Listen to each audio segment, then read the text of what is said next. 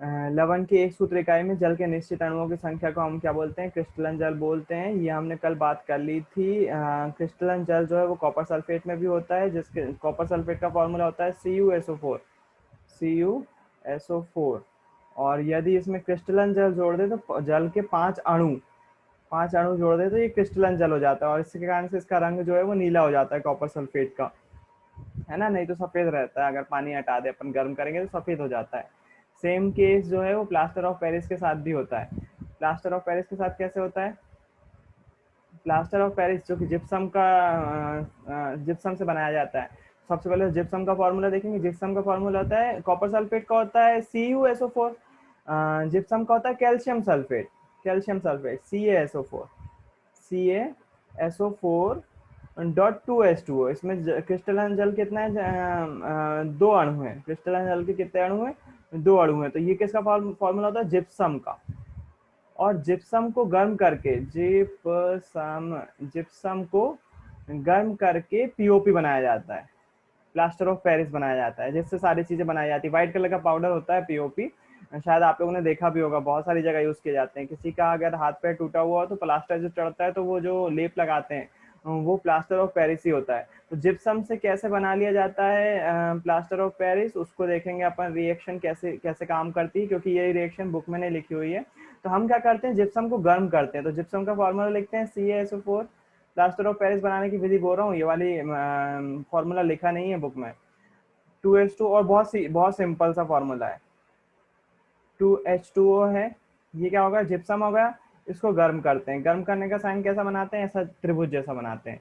इसको गर्म करते हैं तो क्या हो जाता है? बनता है प्लास्टर ऑफ पेरिस, जिसका फॉर्मूला होता है CaSO4। कैल्शियम सल्फेट तो ऐसे ही ऐसा रहता है। बस जल के अणु कम हो जाते हैं। जल के अणु कितने हो जाते हैं? आधा हो जाता है, आधा, 1/2। देखना, आप मुझे एक बात बताना। आप यहाँ पर जल के कितने अणु थे? 2 थे। 2 में से कितना निकल गया? आधा निकल गया। 2 में से आधा निकल गया। देखना, दो, जैसे आपके पास 2 रोटी हैं, 2 रोटी में से आधी रोटी आपने अपने भाई को दे दी, है ना। आपके पास कितनी रोटी बची अभी भी? एक तो पूरी बची और एक आधी बची, मतलब कितनी? 1.5 बची, है ना। तो सेम केस यहाँ पर भी है। जल के कितने अणु थे आपके पास? 2 अणु थे। 2 अणु थे, है ना, 2 थे। आपने 2 में से आधे कहाँ आ गए? पीओपी के पास आ गए। बचे कितने? 1.5 बचे। 1.5 अणु पानी का वाष्पीकृत हो जाएगा। 1.5 को कैसे लिखते हैं? 1/2। 1.5 अणु पानी का अलग हो जाएगा। ये बन जाएगा पीओपी, जिसका रासायनिक नाम क्या है? पीओपी का रासायनिक नाम याद रखेंगे, calcium sulphate hemihydrate. Calcium sulphate hemihydrate. Hemi मतलब होता है आधा, केमिस्ट्री में आधे को बोलते हैं हेमी, है ना। हेमीहाइड्रेट, हाइड्रेट मतलब कि पानी। तो CaSO4 ½ H2O, इसका रासायनिक नाम क्या हो जाएगा? Calcium sulphate hemihydrate. पीओपी का पूरा नाम क्या हो जाता है?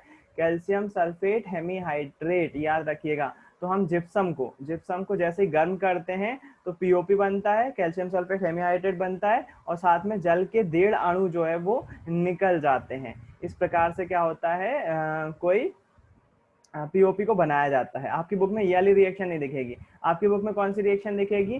पीओपी की क्रिया हम जब पानी से करवाते हैं तो क्या होता है? पीओपी की क्रिया हम जब पानी से करवाते हैं तो क्या होता है? जस्ट इसकी उल्टी अभिक्रिया दिखेगी। पीओपी का फॉर्मूला लिखते हैं, मैं कलर दूसरा कर लेता हूँ।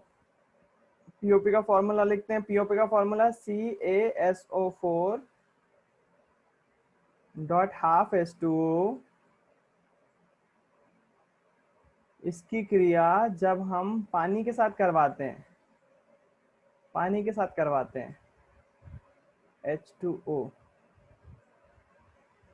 के साथ करवाते हैं तो हमें जिप्सम मिलता है। और जिप्सम का फॉर्मूला क्या है? CaSO4 .2H2O। अब रिएक्शन बैलेंस करना पड़ेगा। आधा जल का अणु यहाँ पर निकल गया हुआ है, तो यहाँ पर 2 है ना, 2 में से हमको अभी 1.5 और बाकी, तो 1.5 यहाँ पर लिख देंगे। जस्ट इसकी अपोजिट रिएक्शन है। आप देखो, यहाँ पर आपने क्या करा? जिप्सम को गर्म करा तो पीओपी बना और पानी बना। अगर पीओपी में हम पानी मिला देते हैं, पीओपी बन चुका, आपके पास पाउडर है, और पीओपी में पानी मिला देते हैं, तो हमें वापस क्या मिल जाता है? जिप्सम मिल जाता है। हमें वापस क्या मिल जाता है? जिप्सम मिल जाता है। और यही रिएक्शन जो दूसरी वाली है ना, आपकी बुक में लिखी हुई है, देखो, यहाँ पर लिखा हुआ है प्लास्टर ऑफ पेरिस को यदि हम पानी के साथ क्रिया करवाते हैं तो हमें जिप्सम प्राप्त होता है ना।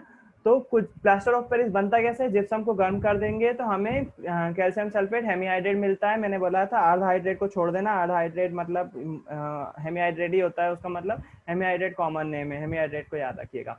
तो जिप्सम को गर्म करने पर पीओपी बनता है और पीओपी में यदि हम पानी मिला देते हैं तो वापस हमको जिप्सम मिल जाता है। जिप्सम क्या होता है, जिप्सम एक कठोर पदार्थ होता है जो कि टफ होता है, बहुत ज्यादा पत्थर जैसा टफ हो जाता है ना। तो जिप्सम हथौड़े से हालांकि टूट जाता है, पत्थर से थोड़ा सा कम कठोर रहता है, टफनेस कम होती है पत्थर की तुलना में, लेकिन कठोर हो जाता है ना। तो जिप्सम कठोर पदार्थ होता है। यहाँ पर जो है ध्यान देने वाली बात यह है कि जल का केवल आधा अणु क्रिस्टलन जल के रूप में जुड़ा होता है। जल का आधा अणु कैसे प्राप्त होता है, CaSO4 की 2 इकाई सूत्र जल के लिए एक अणु के साथ साझेदारी करते हैं। प्लास्टर ऑफ पेरिस का उपयोग खिलौना बनाने के में, सजावट में, ये वाली बात जो है ना, कैल्शियम सल्फेट के 2 इकाई सूत्र जल के एक अणु के साथ साझेदारी करते हैं। तो ये वाली चीज आप अभी तो समझ में नहीं आएगी, ये कब समझ में आएगी, ये आपको आएगी चैप्टर नंबर 4 पढ़ने के बाद। ध्यान रखिएगा ये वाली चीज जो है ना, चैप्टर नंबर 4 पढ़ने के बाद आपको बहुत अच्छे से समझ में जाएगी। ये वाली लाइन अभी कंफ्यूजन, कई लोग जो है इसको छुड़वा देंगे, ये वाली लाइन पे फोकस ही नहीं करेंगे कि इसका मतलब क्या है, लेकिन ये वाली लाइन जो लिखी हुई है चैप्टर 4 पढ़ने के बाद समझ में आएगी, अभी समझ में आ ही नहीं सकती क्योंकि अभी आपने बॉन्डिंग पढ़ी नहीं है ना। तो इसके लिए आपको वेट करना पड़ेगा, जब तक इसको अपन छोड़ देते हैं, इसको अभी याद नहीं रखते हैं, है ना। प्लास्टर ऑफ पेरिस का उपयोग कहाँ कहाँ किया जाता है, खिलौना बनाने में, सजावट का सामान सतह को चिकना बनाने के लिए किया जाता है ना। और बोल रहे हैं कि पता कर रहे हैं कि कैल्शियम सल्फेट हाइड्रेट को प्लास्टर ऑफ पेरिस क्यों कहा जाता है, हिस्ट्री पता करने को बोलिए। तो सबसे पहले इसका उत्पादन पेरिस में ही हुआ था, है ना, जिसके कारण से इसको प्लास्टर ऑफ पेरिस कहा जाता है। वहां पर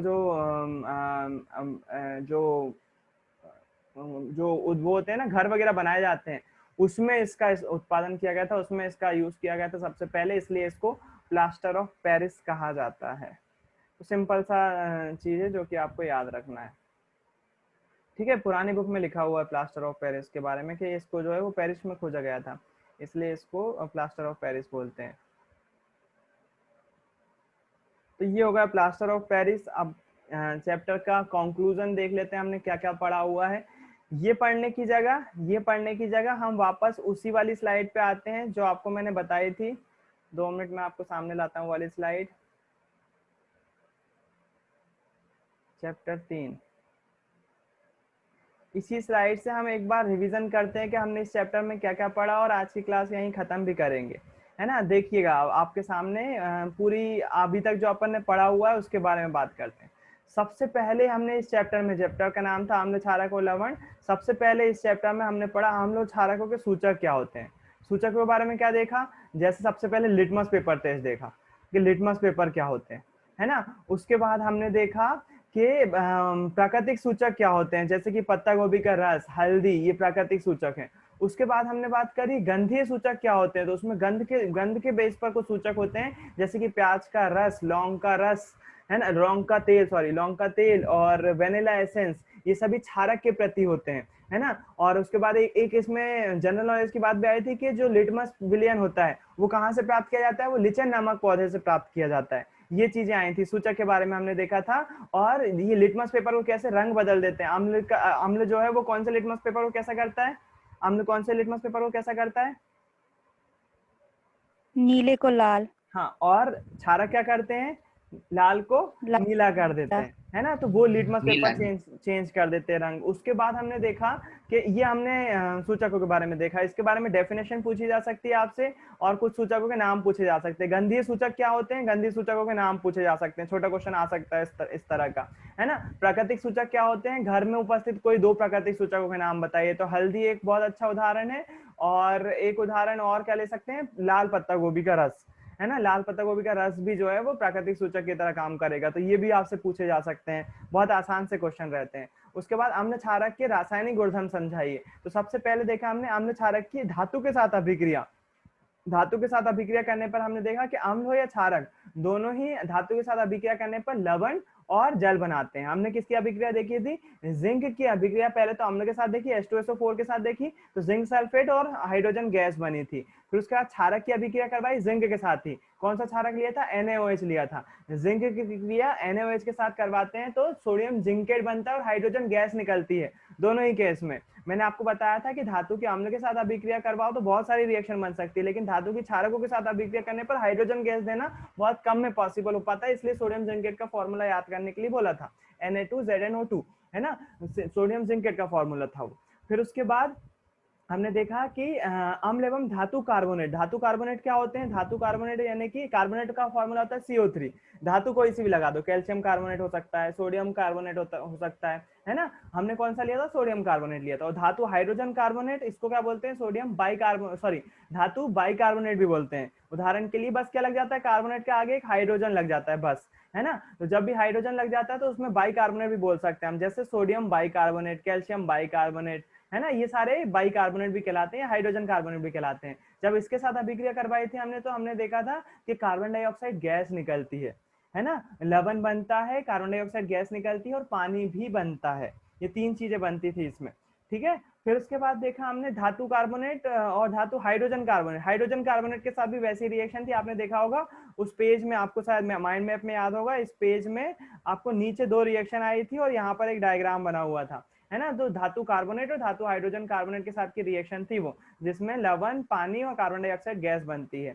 अम्ल एवं क्षारक की आपस में क्रिया करवाएं तो इसको उदासीनीकरण की प्रोसेस भी बोलते हैं। और अम्ल और क्षारक की आपस में क्रिया करवाने पर लवण और पानी बनता है, लवण और जल बनता है ना। उसी के साथ मैंने ये भी बताया था कि आखिरी की तीनों रिएक्शन के साथ आखिरी में लवण और जल ही मिल रहा होता है। उदासीनीकरण की प्रोसेस हो गई। उसके बाद हमने देखा कि अम्लों के साथ धात्विक ऑक्साइड की अभिक्रिया करवाते हैं। यदि धात्विक ऑक्साइड किसको बोलते हैं? धातुओं के ऑक्साइड, जैसे मान लो उदाहरण के लिए कैल्शियम ऑक्साइड हो गया। कैल्शियम ऑक्साइड की क्रिया जब हम अम्ल से करवाते हैं तो हमें जो है वो फिर से वही मिलता है, लवण और जल, लवण और जल। क्षारकों के साथ अधात्विक ऑक्साइड की अभिक्रिया करवाते हैं। अधात्विक ऑक्साइड मतलब कि अधातुओं के ऑक्साइड, जैसे कि कार्बन डाइऑक्साइड, सल्फर डाइऑक्साइड, ये सारे, ये दोनों कैसे हैं? अधात्विक ऑक्साइड है। और क्षारक की क्रिया इसके साथ करवाते हैं तो भी हमें सेम मिलता है, लवण और जल। इन तीनों में ही हमको उत्पाद के रूप में क्या मिलता है? लवण और जल, लवण और जल, लवण और जल, है ना। तो आपको ये याद रखना है, अम्ल और क्षारक की आपस में क्रिया करवाओ, अम्ल एवं धात्विक ऑक्साइड की अभिक्रिया करवाओ, या क्षारक और अधात्विक ऑक्साइड की अभिक्रिया करवाओ, सभी के साथ हमको लवण और जल मिलता है। फिर उसके बाद देखा अम्ल और क्षारक में क्या समानता है। तो इसमें हमको एक चीज बात समझ में आई कि अम्ल में जो है वो हाइड्रोजन आयन निकलते हैं और क्षारकों में जो है वो OH माइनस आयन निकलते हैं। दोनों ही, अम्ल हो या क्षारक हो, दोनों ही विद्युत का क्या करते हैं? चालन करते हैं। अम्ल हो या क्षारक हो, दोनों ही विद्युत का चालन करते हैं। किस अवस्था में कर पाते हैं? वो अवस्था जो है उनकी जलीय अवस्था होना जरूरी है, क्योंकि जल में ही ये आयन स्वतंत्र रूप से गति कर सकते हैं। इसके कारण से ही हमने एक प्रैक्टिकल भी करा था, उसमें हाइड्रोक्लोरो जो HCl रहती है, HCl गैस उत्पन्न करी थी। HCl गैस उत्पन्न करने पर हमने लिटमस पेपर पे अगर उसको प्रभावित करवाया यदि HCl गैस को, तो लिटमस पेपर अपना रंग नहीं बदलता है, लिटमस पेपर अपना रंग नहीं बदलता। क्यों? और यदि हम उस लिटमस पेपर को थोड़ा सा गीला कर लें और फिर गैस पर रखें तो वो बदल लेगा। क्यों? क्योंकि जो अम्ल होते हैं वो विलयन की अवस्था में ही ये आयन जो है वो पूर्ण रूप से गति कर पाते हैं। जब तक ये आयन गति नहीं कर पाएंगे, जब तक ना तो लिटमस पेपर का रंग चेंज होगा, ना ही वो अम्ल जो है वो विद्युत धारा का प्रवाह कर पाएंगे, नहीं कर पाएंगे, जब तक वो विलयन वाली अवस्था में नहीं रहेंगे, है ना। क्यों? क्योंकि आयन विलयन वाली अवस्था में स्वतंत्र रूप से गति कर पाते हैं, जबकि ठोस अवस्था में गति नहीं कर पाते हैं। इसके कारण से हमने ये चीज इसमें सीखी थी। फिर उसके बाद देखा था अम्ल एवं क्षारक की प्रबलता या पीएच पैमाना। सबसे ज्यादा इंपॉर्टेंट क्वेश्चन है, ये बहुत बार पूछा जा चुका है, पिछले पेपर में भी और अभी भी 1-2 साल में पूछा जा चुका है। तो पीएच पैमाना क्या होता है? पी का फुल फॉर्म होता है पुषांश, जिसको हिंदी में बोलते हैं शक्ति, और एच का मतलब वो हाइड्रोजन, मतलब हाइड्रोजन की शक्ति, किसी विलयन में उपस्थित हाइड्रोजन की शक्ति को हम पीएच पैमाने से दर्शाते हैं। और ये क्या दिखा देता है? ये किसी पीएच पैमाना क्या दिखा देता है? किसी विलयन या फिर पदार्थ में उपस्थित हाइड्रोजन आयन की सांद्रता दिखाता है। और इसका परिभाषा क्या होती है?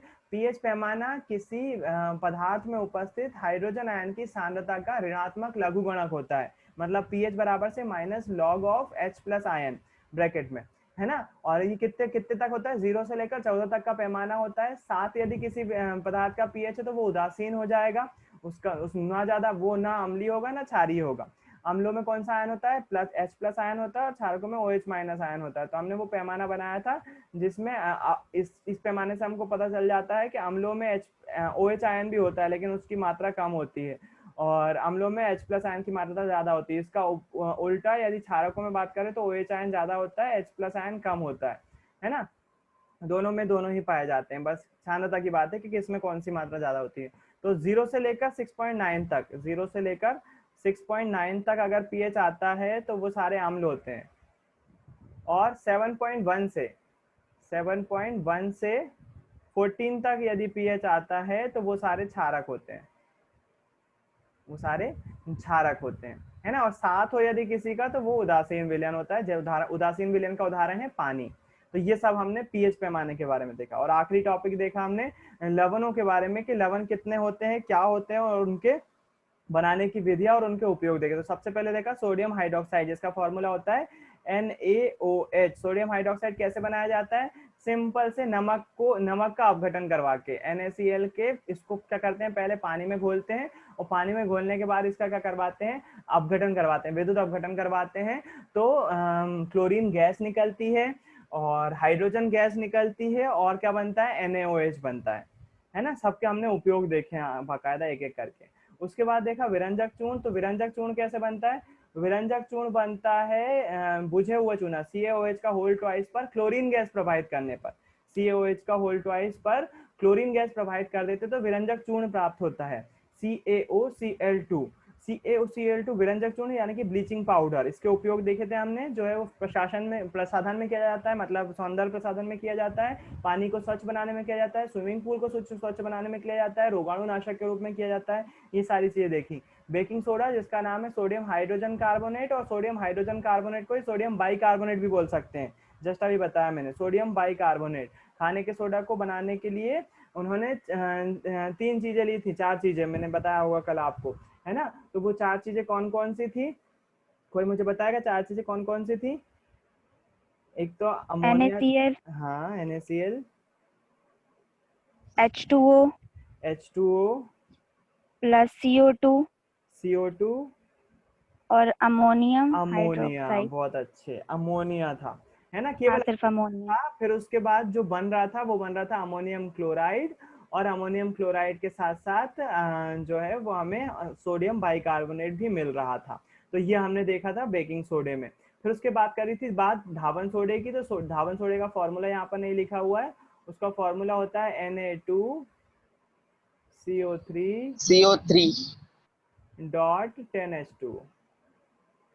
सोडियम कार्बोनेट होता है, उसके साथ क्रिस्टलन जल होता है 10H2O, 10 अणु होते हैं जल के, है ना। धावन सोडे का उपयोग हम कहाँ करते हैं, उसका यूज किया जाता है जल की स्थायी कठोरता दूर करने के लिए, घरों की सफाई के लिए, कपड़ों को साफ करने के लिए, है ना। और आप ये भी देख सकते हो कि प्रयोगशाला में अभिकर्मक के रूप में, और कारखानों में ग्रीस या उसके दाग हटाने के लिए भी धावन सोडे का उपयोग किया जाता है, चिकनाई के दाग हटाने के लिए धावन सोडे का उपयोग किया जाता है। आखिरी देखा हमने क्रिस्टलन जल पर ही आगे बढ़े। क्रिस्टलन जल पढ़ने के बाद हमने देखा प्लास्टर ऑफ पेरिस क्या होता है, जिसका नाम होता है कैल्शियम सल्फेट हेमीहाइड्रेट। फॉर्मूला होता है CaSO4, आज देखा जो हमने CaSO4 डॉट हाफ H2O, ये होता है पीओपी का फॉर्मूला, और इसका नाम है कैल्शियम सल्फेट हेमीहाइड्रेट, जो कि जिप्सम से बनाया जाता है। जिप्सम यहाँ पर देखा तो जिप्सम से बनाया जाता है पीओपी, है ना। और अगर हम पीओपी में पानी मिला दे तो हमको वापस जिप्सम मिल जाता है, जो कि एक कठोर पदार्थ है। पीओपी का यूज कहाँ करते हैं हम, घरों की सजावट में करते हैं, प्लास्टर चढ़ाने के लिए किया जाता है, और भी दांतों के जो सांचे होते हैं ना वो भी पीओपी के बनाए जाते हैं, दांतों के सांचे, नॉट दांत, दांत नहीं बनते हैं, दांतों के सांचे बनाए जाते हैं। जब भी नकली दांत बनवाने जाओगे आप यदि किसी के, तो डॉक्टर जो है वो पीओपी का एक फ्रेम बनाते हैं और उस पर उसकी छाप लेते हैं, जिसके कारण से वो दांत बना सके उसी साइज के, है ना। तो दंत चिकित्सक भी पीओपी का उपयोग कर रहे होते हैं। तो ये था आपका चैप्टर का कंक्लूजन, जो कि हमने इस चैप्टर में देखा। तो ये इसी के साथ 3rd चैप्टर आपका खत्म होता है ना। और आज की क्लास भी, किसी को कुछ पूछना है तो पूछ सकता है।